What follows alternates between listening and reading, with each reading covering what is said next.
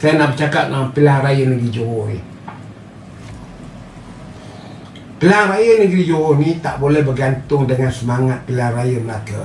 Saya tengok dia fikir Johor tu Melaka, Melaka tu Johor. Menang di Melaka, menang di Johor. Tidak begitu. Lain padang, lain belalang, lain keadaan. Melaka tidak bersultan, Johor bersultan. Melaka berketua menteri, Johor bermenteri besar. Melaka negeri yang kecil, Johor negeri yang besar, berjiran dengan Singapura. Dari itu, geopolitik Johor kena dilihat yang lebih luas supaya anda faham masalahnya. Saya dah beritahu bahawa kedudukan di Johor sekarang dari segi Barisan Nasional untuk mencapai ke 39 kursi agak sukar, kerana dia masih lagi menghadapi masalah untuk nak dapat sekurang-kurangnya 11 kursi lagi atau 12 kursi lagi untuk membolehkan dia 39 kursi ataupun 40 kursi. Jadi kalau kita tengok mood rakyat sekarang dengan cara berkempen, serang menyerang secara kebudakan yang luar daripada konteks pilihan raya itu sendiri, berbalas pantun, mereka serang orang yang tak bertanding, dan UMNO pula membuatkan dengan ketua penerangan UMNO yang bingung ni, yang tak berapa cerdik, yang jadi penasihat ekonomi, dapat gaji ribu-ribu ni. Apa dia buat untuk nak memenangi hati rakyat? Saya dah beritahu lebih awal, setiap calon yang bertanding elakkan penggunaan saya. Gunakan Barisan Nasional, gunakan nama parti untuk nak menang. Dan kita sebenarnya bukan dia kita yang nak menang, parti kita yang nak menang. Kalau Barisan Nasional UMNO menang, kita boleh menubuh kerajaan, maka kita boleh pembangunkan negara. Dari itu, perkataan kestabilan itu saya tidak berapa setuju. Kerana kestabilan itu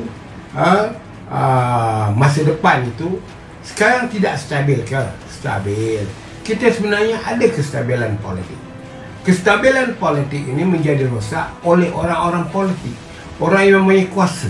Orang yang menyebabkan politik itu bergoyang ialah ahli parlimen, ahli Dewan Negeri. Dari segi rakyat, dia tak ada apa masalah.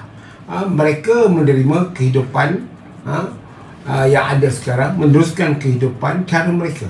Dari itu boleh kata kestabilan ini, yang patut dibetulkan kestabilannya ialah ahli politik, presiden parti masing-masing, ahli parlimen parti masing-masing, ahli Dewan Undangan Negeri parti masing-masing. Mereka yang patut membuat satu tindakan kestabilan. Dan masalahnya sekarang ni, apabila di bawah pentadbiran kerajaan Datuk Seri Ismail Sabri, dia telah membuat satu MOU dengan pihak pembangkang, dan itulah dia kestabilannya. Dari soalnya sekarang ni, adakah BN tidak merestui MOU yang dibuat oleh Perdana Menteri Ismail Sabri Yaakob ni dengan parti pembangkang? Jadi kita tidak faham, rakyat jadi confused. Wahai apa yang dilakukan oleh Datuk Ismail Sabri dengan Anwar Ibrahim, dengan Muhammad Sabu, dengan nakkan kestabilan. Dan nampaknya sekarang ini di dalam Dewan Rakyat ada kestabilan. Tetapi kestabilan politik ini dirosakkan oleh UMNO itu sendiri. UMNO nak minta pilihan raya awal, desak Ismail Sabri yang hanya naik presiden, melaksanakan kehendak parti, bubarkan Dewan. Wahal dalam MOU kestabilan politik sudah dikatakan bahawa soal pilihan raya ini selepas Julai bincang, bukan sekarang. Dari sekarang ini, kalau kita lihat MOU itu tidak seperti dihormati oleh UMNO itu sendiri, walaupun yang menandatangani Perdana Menteri dari UMNO. Jadi kita tengok sekarang, saya nak berhujah ni masalahnya kerana saya rasa dia tidak mencuit hati, tidak meresapi pengundi-pengundi baca slogan kestabilan masa depan. Apa benda dia? Tetapi kalau kita kata UMNO ke arah keamanan dan kemakmuran. Kan lebih baik. Kita sekarang tak keamanan. Negara kita sekarang sudah tidak aman dengan isu perkauman yang meluas, isu antara gap rakyat antara yang miskin dan yang kaya, atau dalam istilah politik di antara golongan proletariat dengan golongan kapitalis bertentangan satu sama lain. Sebilangan besar pemikiran menteri adalah pemikiran kapitalis, akan berpihak kepada pihak pemodal, menidakkan perjuangan golongan proletariat, rakyat miskin. Inilah yang kita kena faham. Jadi apabila Barisan Nasional dan UMNO membawa soal kestabilan masa depan, apa kestabilannya? Rakyat yang memutuskan pada tahun 2018 memukul UMNO kalah di Johor, memukul UMNO kalah di Persekutuan, kerana meluat dengan pemimpin-pemimpin BN UMNO, dengan rasuah, dengan penipuan dan sebagainya. Inilah yang menyebabkan mereka mengambil keputusan. Jadi sekarang ini mereka dah melihatnya bahawa kerajaan PIS gagal, kerajaan Perikatan Nasional, Perdana Menterinya pun gagal, sekarang diberikan kepada UMNO. Tetapi Perdana Menterinya tidak disokong oleh UMNO.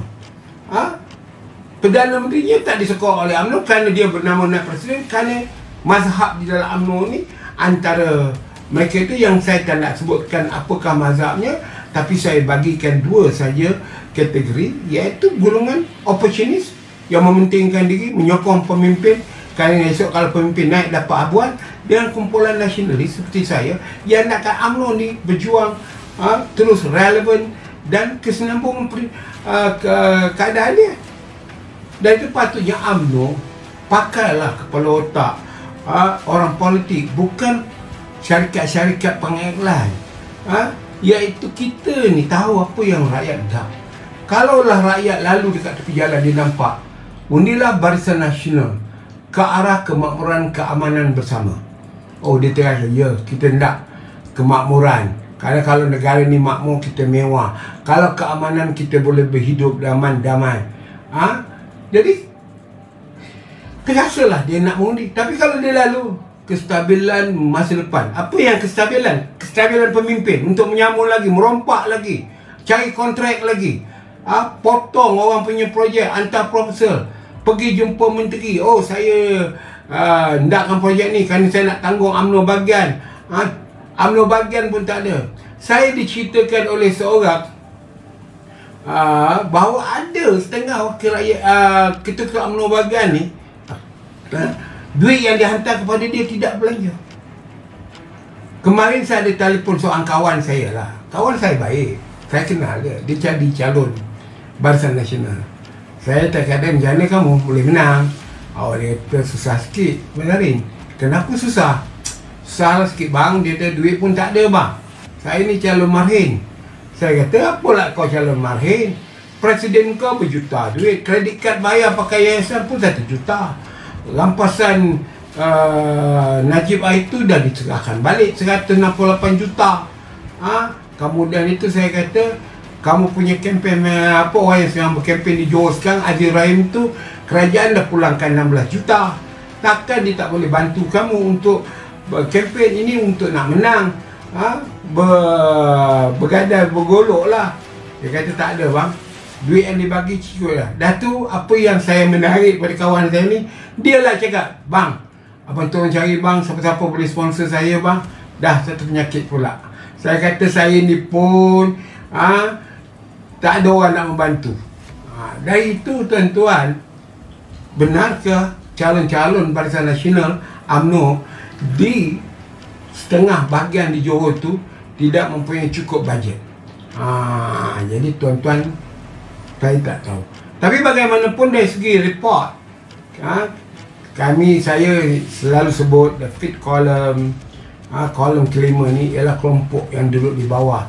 Kawan-kawan saya di bawah membagi feedback. Saya call dia, saya tanya, saya dengar cakap dia, dan saya dapati bahawa UMNO tak perlu gairah dalam pilihan raya negeri Johor ni. Walaupun saya sehindakkan BN menang sekurang-kurangnya 42 kursi, hanya bagi kepada pemangkaan 16 kursi saja. Tapi nampaknya keadaan tidak begitu, kerana kelemahan-kelemahan jentera kempen pilihan raya baru. Dia masih lagi compositional, contemporary, masih lagi tak menggunakan pendekatan-pendekatan yang dahulu. Pendekatan pendahuluan, pendekatan dulu, kita jaga orang yang autoriti. Kita panggil ketua-ketua kampung, kita berjumpa dengan ketua kampung, gerakkan kita gerakkan NGO pertubuhan belia dan sebagainya. Kemudian tu mereka seperti trauma dengan undi muda ni. Kalau mereka buat kajian pengundi muda ni, mereka relax, cool, tak ada pemasalah. Saya beritahu dengan kawan saya semalam, kamu cuba cek lah pengundi kamu tu. Memanglah kamu tak tahu di mana pengundi itu ada, kerana nama dia dah ada dalam itu. Tetapi cuba gunakan UMNO tu, minta berapa orang ahli-ahli UMNO dalam bahagian kamu tu, dalam zon kamu bertanding tu, yang ada pengundi pertama, anak-anak muda dia. Yang itu kamu penting. Jadi kalau kamu tak buat kerja tu, saya kata, kamu tak akan dapat ketenangan untuk nak menang, kerana kamu dalam keadaan risau. Jadi kalau saya kata, berapa ahli UMNO dalam zon tu, maklumat tu dah dibagi oleh pejabat UMNO. Pergi cuba tanya. Kawanan Jalinan Rakyat ni segah dia, cari pengundi muda ni siapa. Jadi kita boleh analisa.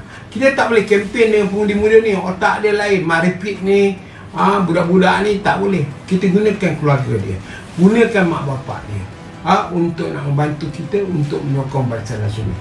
Itu pun mereka tak buat, macam mana kita nak buat? Jadi tuan-tuan, cukuplah setengah jam ini perkara yang saya nak live pada tuan-tuan.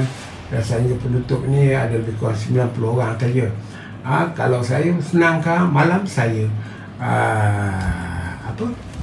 saya akan bercakap balik. Sekian, terima kasih. Assalamualaikum warahmatullahi wabarakatuh.